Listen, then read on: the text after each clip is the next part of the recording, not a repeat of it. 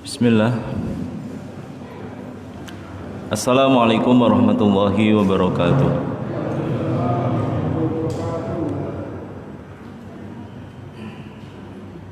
Alhamdulillah. Alhamdulillahi wa kafa. Wassalatu wassalamu ala nabiyil mustafa wa ala alihi wa sahbihi ali sidqi wal wafa. Wa kafa billahi syahida. Asyhadu an la ilaha illallah wahdahu la syarika lah wa asyhadu anna Muhammadan abduhu wa rasuluhu la nabiyya wa la rasula ba'dah. Allahumma shalli ala Muhammad wa ala alihi wa sahbihi wa man tabi'ahum bi ihsanin ila yaumiddin. Qala Allah ta'ala a'udzu billahi minasyaitonir rajim. Ya ayyuhalladzina amanu taqullaha haqqa tuqatih ولا تموتن إلا وأنتم مسلمون وقال النبي صلى الله عليه وسلم اتق الله حيثما كنت وأتبع السيئة الحسنة تمحوها وخالق الناس بخلق حسن أما بعد رب اشرح لي صدري ويسر لي أمري واحلل عقدة من لساني يفقهوا قولي. Bapak Ibu jamaah Salat maghrib Masjid Cokro Aminoto yang semoga Allah berkahi dan semoga Allah rahmati, segala puja dan puji syukur kita haturkan pada Allah Subhanahu wa ta'ala yang telah mempertemukan kita di malam hari ini dalam keadaan sehat, dalam keadaan bahagia, dan kita meniatkan setiap waktu yang kita habiskan untuk beribadah kepada Allah Subhanahu wa ta'ala, thalabul ilmi, tafaqquh fiddin. Salawat dan salam senantiasa tercurah kepada junjungan kita Nabi besar Muhammad sallallahu alaihi wasallam yang kita ikuti sunnah-sunnahnya, kita berusaha mengikuti jejak-jejaknya, tidak lain dan tidak bukan dalam rangka mengikuti petunjuk di dalam Al-Quran. Wattabi'uhu la'allakum tahtadun dalam Quran surat Al-A'raf, dan ikutilah dia yaitu Muhammad sallallahu alaihi wasallam la'allakum tahtadun agar kalian mendapatkan petunjuk. Dan hadirnya kita di sini mudah-mudahan Allah Subhanahu wa taala kelak di hadapannya kita memiliki hujah bahwa kita sudah bertafakuh fiddin bersama dan kelak bisa saling memberi syafaat satu dengan yang lainnya. Amin Allahumma. Tidak lupa saya berwasiat kepada para jamaah semua untuk meningkatkan kualitas takwa kita kepada Allah Subhanahu wa taala dengan menjalankan segala perintah dan menjauhi segala kemaksiatan dan apa-apa yang kemudian dilarang oleh Allah Subhanahu wa ta'ala. Salah satu penghalang masuknya ilmu di dalam hati kita itu adalah sebabnya adalah kemaksiatan. Di dalam Ad-Da' wa Dawa, Syekhul Islam Ibnu Taimiyah menyebutkan kurang lebih ada 15 dampak maksiat. Salah satunya dan yang pertama disebutkan oleh beliau itu adalah terhalangnya ilmu yang benar, terhalangnya ilmu yang hak. Jadi maksiat itu bisa menghalangi ilmu yang harusnya didapat, tetapi dia tidak mendapatkan ilmu yang benar. Kadang malah sebaliknya, dia mendapatkan informasi dan ilmu yang justru menyimpang. Menyimpang termasuk liberalisasi dan lain sebagainya dan sejenisnya, itu bisa jadi disebabkan karena kemaksiatan yang kemudian menghalangi datangnya ilmu yang kemudian bermanfaat. Sebagaimana kata Imam Syafi'i di dalam syairnya, syaqautu ila waqi'in su'ahifdi fa arsadani ila tarkil ma'asi. Aku ngeluh kepada salah seorang guruku yaitu Waqi' tentang buruknya hafalanku. Maka gurunya tadi memberikan nasihat untuk meninggalkan maksiat, ya. Dan beliau mengatakan waqala innal ilma nurun wa nurullahi la yuhdali asih. Dan beliau mengatakan bahwa ilmu adalah cahaya, dan cahaya Allah Subhanahu wa taala itu tidak akan menembus hati yang kemudian di dalamnya ada kemaksiatan. Maka salah satu anugerah yang kemudian besar diberikan kepada kita dari Allah Subhanahu wa taala adalah diberikannya kesempatan kepada kita semua untuk kemudian menuntut ilmu. Bisa jadi orang terhalang menuntut ilmu disebabkan kemaksiatan. Bisa jadi orang terhalang untuk bermajelis ilmu itu disebabkan karena dosa-dosa yang masih dia lakukan dan dia belum bertobat kepada Allah Subhanahu wa taala. Ini salah satu dampak yang kemudian akan menimpa orang yang kemudian dia bermaksiat kepada Allah, yaitu terhalangnya ilmu yang kemudian bermanfaat dan ilmu yang benar dari Allah Subhanahu wa taala. Kemudian beliau juga menyebutkan yang kedua itu adalah terhalangnya rizki, ya. Jadi orang kalau bermaksiat Pak itu rizkinya terhalang, sebagaimana hadis Nabi, inna rajula layah rumah rizqa bidan bin yusibuhu. Sesungguhnya seseorang itu terhalang rizkinya itu disebabkan karena sebuah dosa yang kemudian masih dia lakukan dan masih dia kerjakan dan dia belum bertobat, ya, dia belum bertobat, maka rizkinya itu terhalang, ya. Kemudian yang ketiga tidak saya sebutkan semua ini karena masih mukadimahnya panjang sekali Pak, ya. Ya, sudah saja Pak, ya. Ya, yang ketiga kata Ibnu Qayyim al-Jauziyah, orang yang maksiat itu Pak hatinya hampa. Ya, hatinya hampa. Orang itu kalau sudah hatinya hampa, dia berbuat maksiat itu dia tidak akan merasa sakit di dalam hatinya, menjadi hal yang biasa. Ya. Bahkan dia tidak mampu untuk mengidentifikasi ini maksiat atau nikmat, ya. Ini maksiat atau anugerah, itu dia tidak mampu untuk mengidentifikasi. Sehingga dia kadang terjerumus yang harusnya kemaksiatan dia tidak lihat malah dia lihat dan dia tonton seraya bersorak, ya. Tetapi ketika ada sesuatu yang manfaat untuk dirinya dan agamanya, ternyata dia malah menolak dan anti terhadap itu semua, ya. Ini salah satu dampak maksiat. Yang ketiga kata Ibnu Qayyim al-Jauziyah. Yang keempat itu akan terasa asing Pak, ya. Orang yang ahli maksiat itu akan terasa asing dengan siapa? Dengan Allah dan dengan orang yang solih, ya. Dia berhadapan dengan orang solih rasanya tidak nyaman. Dia bertemu dengan orang solih dia rasanya tidak nyaman, ya. Tetapi ketika dia berkumpul dengan teman-temannya yang mereka masih bergelimang di dalam maksiat, itu dia akan merasa enjoy, ya. Dia bisa guyon bareng, bisa ya sendaguro bersama begitu. Tapi ketika ketemu dengan orang soleh minder dia, ya, minder. Makanya ini salah satu dampak yang kemudian kita takutkan. Yang kelima, urusannya jadi sulit, ya. Urusan apa saja jadi sulit orang ahli maksiat itu.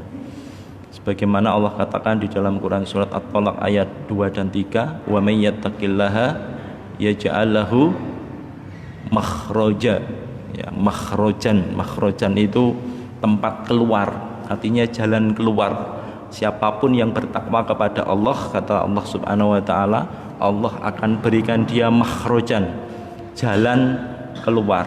Bisa jadi Pak ada suatu masalah menimpa kita dan itu selesai, tetapi ternyata makhrojan yang kemudian diberikan oleh Allah, jalan keluar yang diberikan oleh Allah itu tidak diberkahi oleh Allah, ya. Betapa banyak orang yang kemudian dia berahli maksiat mendapatkan masalah dan masalah itu selesai dengan sendirinya, tetapi ternyata tidak diberkahi oleh Allah. Artinya apa? Dengan masalah tadi Allah tidak mencabut itu dosa-dosa yang dia lakukan.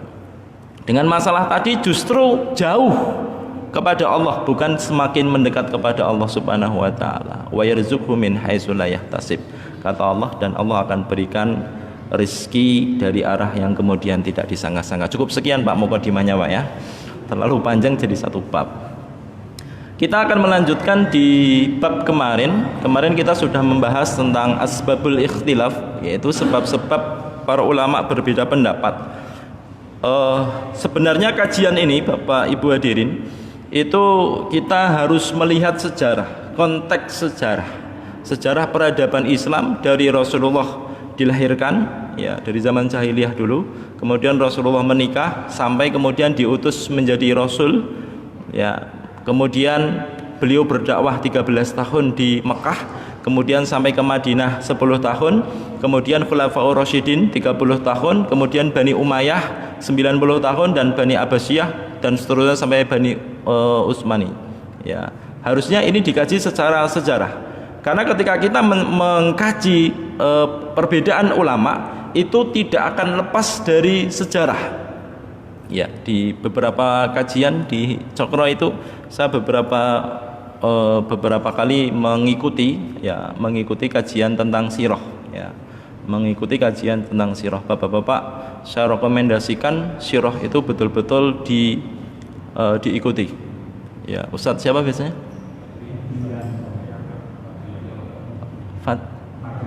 Fadrianto. Iya, itu bagus itu, Pak.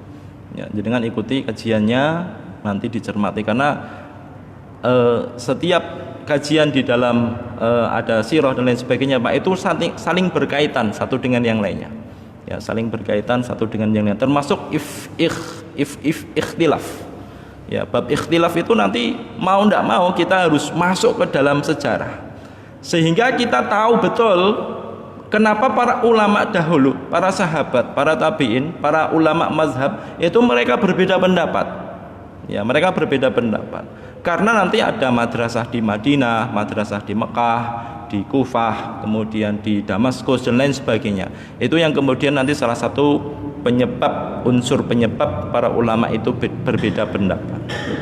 Ya, kemarin singkat ya kajiannya, ya, karena harusnya itu dibahas 3-4 jaman lah, ya, baru selesai sebenarnya, tapi kita bahas secara cepat sekali 30 menit ya, 30-45 menit kemarin, dan ini saya anggap sebagai wacana, ya. Artinya wacana itu kita belum mendalami betul, harus ada yang kemudian nantinya mendalami kajian-kajian yang seperti ini. Ya, kemudian kita sudah masuk ke dalam bab asbabul iftiraq. Ya, sebab-sebab perpecahan di kalangan kaum muslimin. Nanti saya akan menyuguhkan ini dari segi sejarah tadi, ya, dari segi sejarah. Kemudian nanti kita tarik ke zaman kita, Pak. Ya, pelajaran sejarah tadi kita tarik ke zaman kita, sehingga kita mampu mengambil pelajaran dari orang-orang yang terdahulu. Ya, sejarah. Tetapi sebelum kita membahas tentang asbab al-iftiraq, sebab-sebab iftiraq, itu masih ada satu bab yang saya masukkan di tengah-tengah sebelum iftiraq itu, yaitu antara ikhtilaf yang baik dan ikhtilaf yang tidak baik. Ya, jadi ada ikhtilaf yang baik, ya, atau terpuji, dan ikhtilaf tercela. Nah, ini perlu kita tahu dulu. Jadi ada perbedaan pendapat yang baik, Pak, ada perbedaan pendapat yang kemudian buruk. Ya, tidak semua berbeda pendapat itu kemudian baik. Ya. Di dalam bukunya Shalah Shawi, salah seorang ulama, Madkhal ila Tarsyidil al-Amal al-Islami, beliau menyebutkan ada 4 ikhtilaf yang kemudian tercela. Ya, ikhtilaf yang kemudian tercela, ikhtilaf yang tidak bagus. Ya, itu beliau menyebutkan sebabnya itu ada 4. Yang pertama beliau sebutkan adalah ikhtilaf yang mengacu pada perpecahan, permusuhan, dan kehancuran. Ya, ikhtilaf ini yang kemudian kurang bagus, ya, tidak baik, ya, dan harus dihindari. Dan di sini kita mengambil pelajaran dari kisahnya. Ini kita bicara sirah lagi, Pak, ya. kita mengambil pelajaran dari kisahnya siapa? Kisahnya Amul Jamaah. Amul Jamaah itu terjadi pada tahun berapa? Amul Jamaah itu tahun di mana umat Islam ya dua golongan bersatu, Pak. Dua golongan besar bersatu. Zamannya siapa itu? Sejarahnya sudah sampai situ belum? Amul Jamaah belum, Pak. Oh. Kalau belum kan dimaklumi, Pak ya. Iya. Atau jenengan nggak hadir? Atau hadir terus ngantuk? Nah, ini banyak ya, opsinya banyak. Iya. Jadi ada Amul Jamaah. Ya, maka kita harus mengetahui dahulu bahwa ketika Nabi SAW meninggal dunia, beliau wafat, maka pada waktu itu yang menggantikan pemerintahan kekhilafahan pada waktu itu adalah sahabat dekatnya yaitu Abu Bakar As-Siddiq, dan beliau menjadi seorang khalifah itu 2 tahun ya, 2 tahun, dan beliau disibukkan di dalam negeri waktu itu, Pak, karena banyak pemurtatan dan nabi palsu, kemudian ada juga orang yang menolak bayar zakat dan lain sebagainya. 2 tahun konsentrasi untuk menetralisir itu semua ya, itu muncul berbagai macam aliran-aliran sesat itu di situ. Abu Bakar As-Siddiq itu, Pak, menjabat 2 tahun dari tahun 11 Hijriah sampai 13 Hijriah. Beliau wafat, meninggal dunia, digantikan khalifah kedua yaitu siapa? Iya, Umar bin Khattab. Ya, Umar bin Khattab menjabat berapa tahun? 10 tahun. Ya, 10 tahun beliau menjabat dari tahun 13 Hijriah sampai 23 Hijriah. Dalam waktu 10 tahun, di tahun kelima beliau menjabat, Persia runtuh, Palestina berada di tangan kaum muslimin. Ya, itu tahun 5 tahun beliau menjabat sebagai khalifah. Beliau meninggal, wafat, diganti dengan siapa? Utsman bin Affan. Utsman bin Affan menjabat berapa tahun? 12 tahun. Ya, 12 tahun Utsman bin Affan menjabat dari tahun 23 sampai tahun 35 Hijriah. Ya, tahun 35 Hijriah. Kemudian pada waktu itu, Pak, pusat pemerintahannya masih di kota Madinah. Tetapi ketika Utsman bin Affan wafat digantikan oleh sahabatnya Ali bin Abi Thalib, itu Ali bin Abi Thalib mengganti pusat pemerintahan yang tadinya di Madinah, itu diganti di Kufah. Ya, pada zamannya Ali bin Abi Thalib muncul banyak fitnah. Ya, muncul banyak fitnah sampai kemudian beliau syahid kan. Syahid ketika wudhu mau sholat, beliau ditikam. Ya, itu zamannya Ali bin Abi Thalib. Beliau menjabat berapa tahun? 6 tahun kurang lebih. Ya, jadi 35 sampai 40 Hijriah. 35 sampai 45 Hijriah. Dan beliau wafat digantikan oleh putranya. Siapa namanya? Iya, namanya Hasan. Hasan bin Ali bin Abi Thalib. Ya, beliau yang terkenal cucunya Rasulullah, Hasan dan Husain. Ini, Pak, cikal bakalnya dari sini, Pak, nantinya, Pak. Ya, cikal bakalnya dari sini. Maka kita harus paham dulu akarnya. Ya, kalau akarnya kita tidak paham, Pak, masalah di tengah umat hari ini kita tidak akan mampu menyelesaikan. Ya, karena kita tidak mengetahui akar permulaan permasalahan itu dari mana. Ya, makanya sejarah dari kata syajarah kan, syajaratun itu artinya pohon.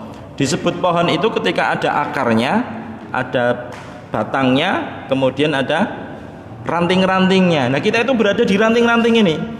Ya, kita mau menyelesaikan masalah di ranting-ranting ini, Pak, tapi tidak tahu akar permasalahannya yang ya ini, ya maka kita tidak akan mampu.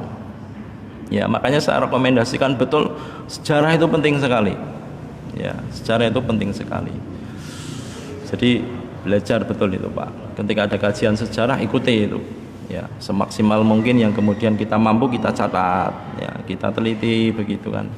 Supaya kita nanti di akhirnya kita tidak mengambil kesimpulan istinbatul ahkam, ya, kesimpulan hukum yang kemudian keliru. Nah, di masa Hasan ini, Pak, Hasan itu menggantikan bapaknya Ali bin Abi Thalib. Hasan bin Ali bin Abi Thalib itu cuma beberapa bulan, ya, menggantikan cuma beberapa bulan. Dan pada waktu itu kondisi politik, ya, di kaum muslimin di dalam negeri pada waktu itu sedang kacau, ya, ketika Hasan ini sudah menjabat, ya, sedang kacau. Jadi terjadi perseteruan antara Muawiyah bin Abu Sufyan dan Ali bin Abi Thalib, yang kemudian beliau meninggal digantikan dengan putranya tadi, dengan Hasan. Ya, Hasan dan Muawiyah itu umat mereka adalah orang terbaik, orang solih, ya, semuanya solih, Pak.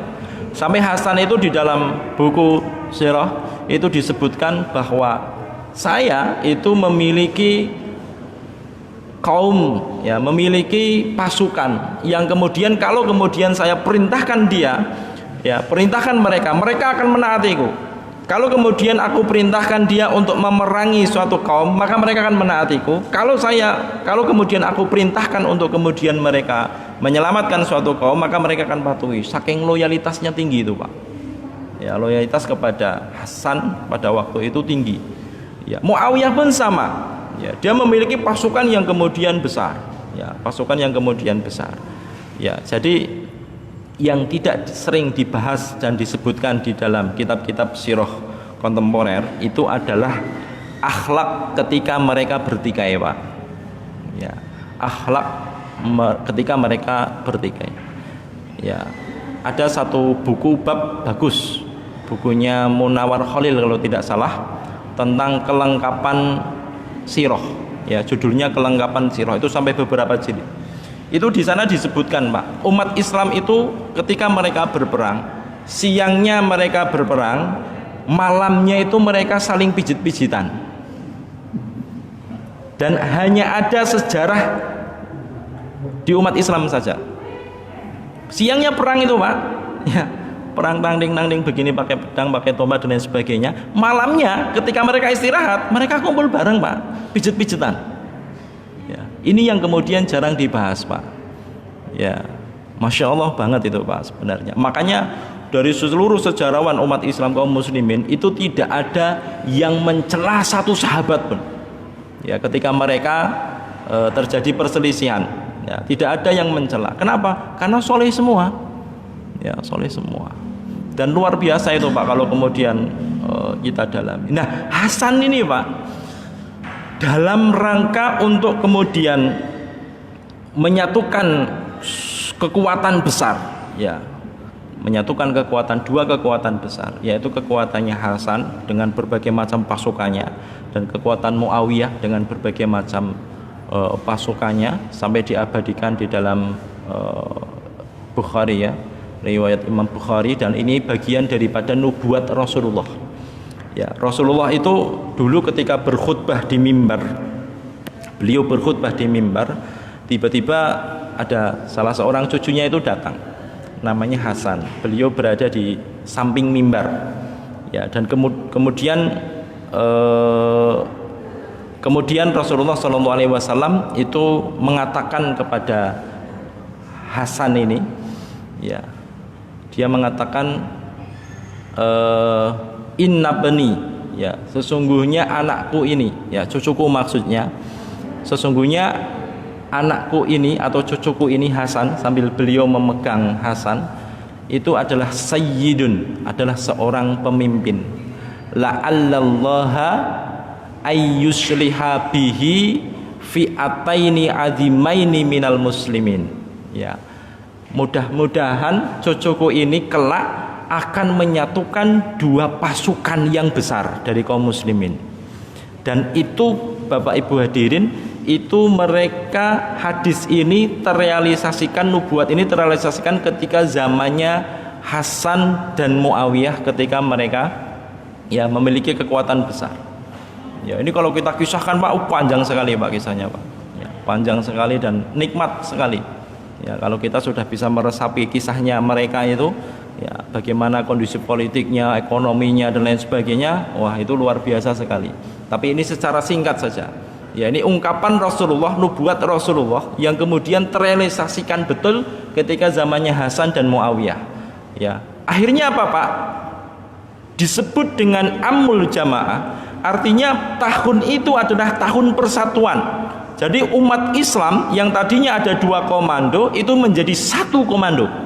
Ya, 1 kepemimpinan, 1 kekuasaan. Dan itu kekuatan yang sangat luar biasa. Ya, makanya disebut dengan amul jamaah.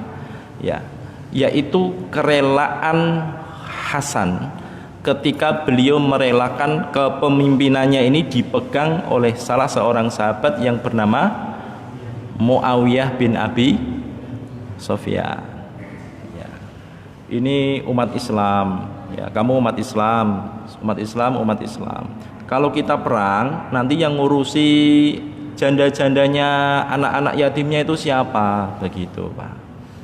Yang mengurusi saudara-saudara kita yang sedang tertawan di sana di sini itu siapa? Yang mengurusi saudara-saudara kita ya yang di mana-mana yang sedang membutuhkan itu kita siapa nantinya?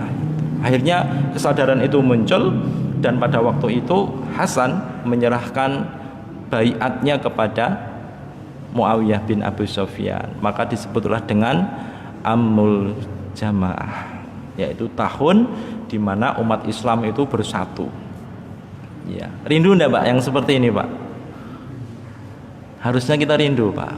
Ya, dan harusnya ingin. Yang ditakutkan oleh orang-orang kufar, orang-orang munafikun Pak, itu adalah ketika umat Islam itu satu suara. Ya, umat Islam itu rukun. Ya. Nanti kalau kita kaji umat Islam di Indonesia Pak, itu diantara deretan umat Islam yang paling potensial untuk diadu domba itu bukan di Malaysia, bukan di Filipina, bukan di Singapura atau dimanapun, tapi di Indonesia. Ya, paling gampang diadu domba. Ya, zaman Belanda penjajahan dulu sudah pernah. Ya, sudah pernah. Jadi ini pelajaran berharga sekali. Dan kisah hari ini Pak, ya kisah hari ini itu nanti ada kaitannya dengan kisah-kisah zaman nubuat, zaman Rasulullah, zaman para tabi'in, tabi'ut tabi'in dan seterusnya. Ya, itu terus. Itu makanya sejarah itu jangan sampai kemudian kita lupa betul. Ya, itu amul jamaah. Ya. Ini yang kemudian kembali ke bab tadi, ikhtilaf yang kemudian tercela.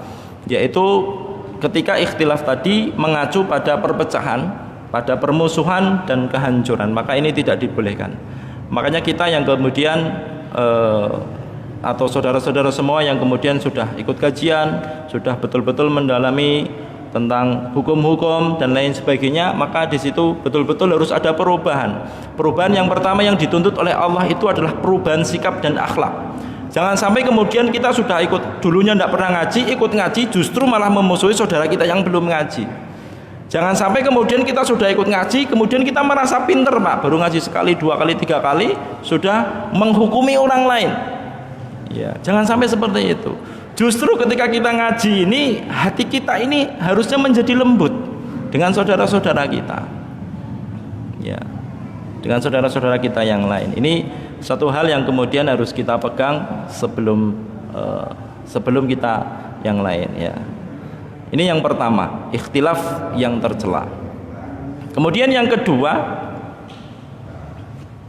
adalah asobiyah. Ikhtilaf yang berlandaskan ta'assub, asobiyah, fanatisme kepada pendapat salah seorang imam dan mendahulukan pendapatnya daripada Al-Quran maupun As-Sunnah, bahkan menolak kebenaran yang menyelisihi pendapat imam atau kiainya. Ya, asobiyah atau fanatisme ini bagian daripada penyakit hati, ya, fanatisme golongan. Jadi kecintaan kita kepada ustadz kita, kecintaan kita kepada kiai kita, kecintaan kita kepada imam kita, kecintaan kita kepada imam mazhab kita, itu jangan sampai mengalahkan kecintaan kita kepada kebenaran yang datang dari Al-Quran maupun As-Sunnah. Ini prinsip yang harus kemudian dibawa, walaupun berat Pak. Tetapi kita lihat para salafus saleh dahulu, para imam, para a'immah, Imam Bukhari, para Aisyah radhiyallahu anha dengan Ummu Habibah dan lain sebagainya, itu mereka betul-betul terjadi ikhtilaf betul Pak, terjadi perbedaan betul mereka.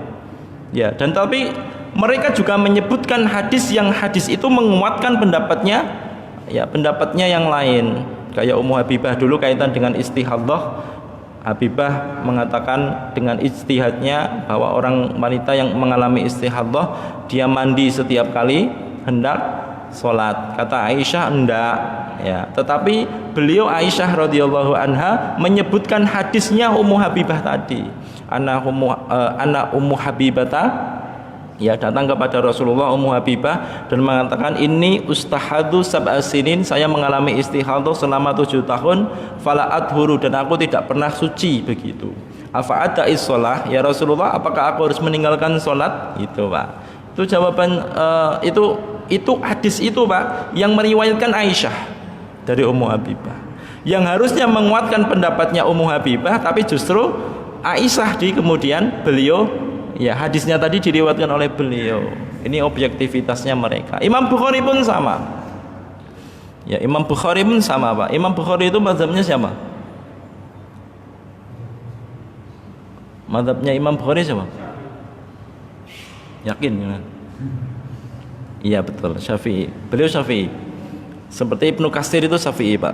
Ya, makanya di dalam tafsirnya Ibnu Katsir itu hampir bukan hampir ya, tapi beliau sering mengungkapkan istinbatul ahkamnya Imam Syafi'i, ya, kesimpulan hukumnya dari mazhabnya Imam Asy-Syafi'i. Tetapi Imam Bukhari juga meriwayatkan hadis-hadis yang menguatkan pendapatnya imam-imam yang lain kayak Imam Ahmad bin Hambal begitu. Itu beliau meriwayatkan itu Pak, hadis-hadis yang tetap diriwayatkan.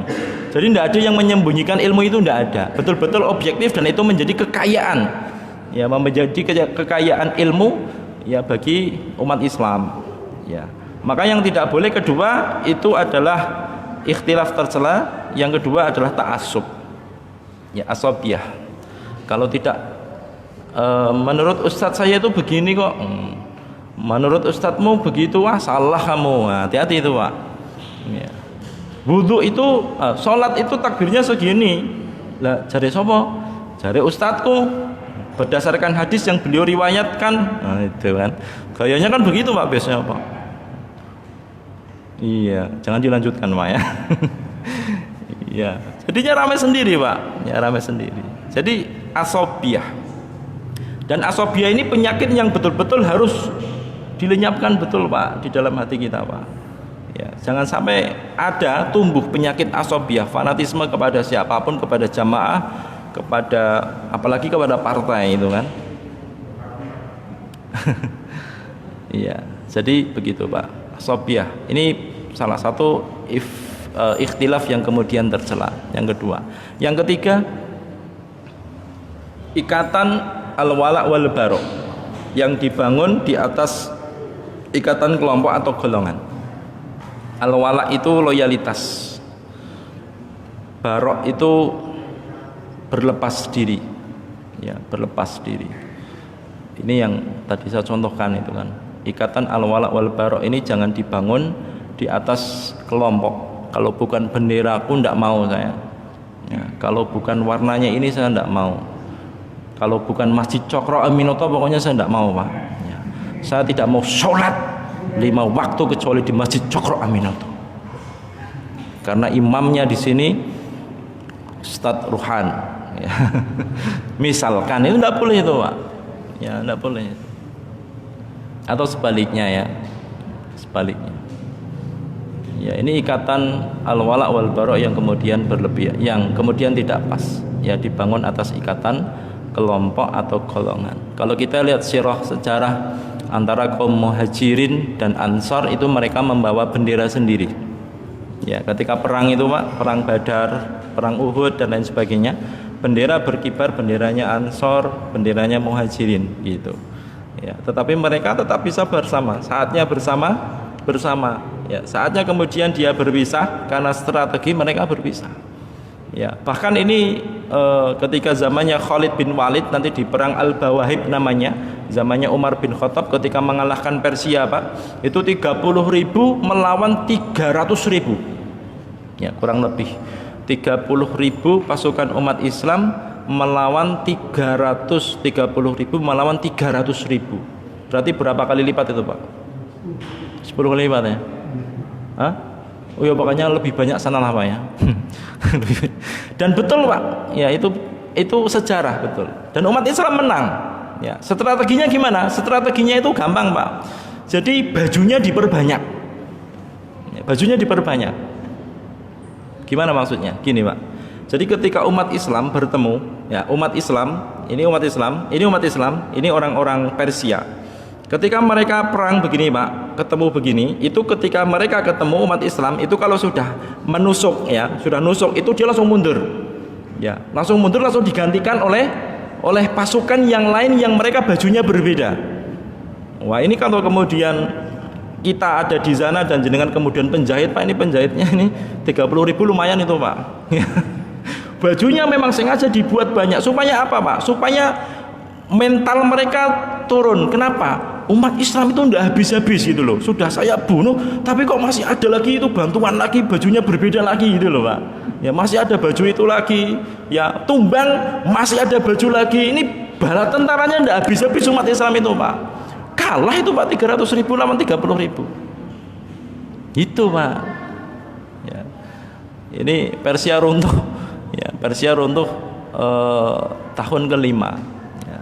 Kekhilafahan Umar bin Khattab pada waktu itu dengan 7 peperangan, runtuh dengan 7 peperangan Persia ya, Majusi ya. Jadi bajunya banyak tetapi justru menambah kekuatan kaum muslimin. Ini yang kemudian harus kita bangun begitu. Jangan sampai kemudian kita berdiri di atas al-wala wal bara tetapi terhadap ikatan kelompok atau kemudian golongan ya. Jangan sampai juga kita merasa saya itu kalau sholat di masjid yang warnanya coklat itu saya tidak khusyuk. Jangan sampai begitu. Ya, ini yang nggak khusyuk hatinya apa masjidnya? Hatinya Pak ya. Jadi enak banget Pak kalau sudah semuanya saudara. Oh kita Pak, setelah Rasulullah Shallallahu Alaihi Wasallam itu meninggal dunia, maka setelah itu tidak ada di dunia ini orang yang maksum, itu tidak ada. Ya. Orang yang terbebas dari perbuatan maksiat dan dosa itu tidak ada Pak setelah Rasulullah SAW meninggal ya, makanya kalau kemudian ada, mungkin beberapa ada Pak orang yang kemudian masih sholat dengan cara yang kemudian keliru, tidak tuntunan syariat begitu ya, tidak sesuai dengan ada yang takbirnya Allahu Akbar begitu, bisa jadi ada. Tapi jangan kemudian lisan kita itu mudah kemudian menghujat orang yang seperti itu. Bisa jadi ilmunya belum sampai, bisa jadi ilmunya belum sampai ya, atau kemungkinan dengan seperti itu Allah Subhanahu wa taala memberikan peluang kepada kita, untuk memberikan ya dakwah kepada mereka begitu Pak. Jadi enak sekali ya, karena sudah diberikan peringatan, waktunya sudah habis itu.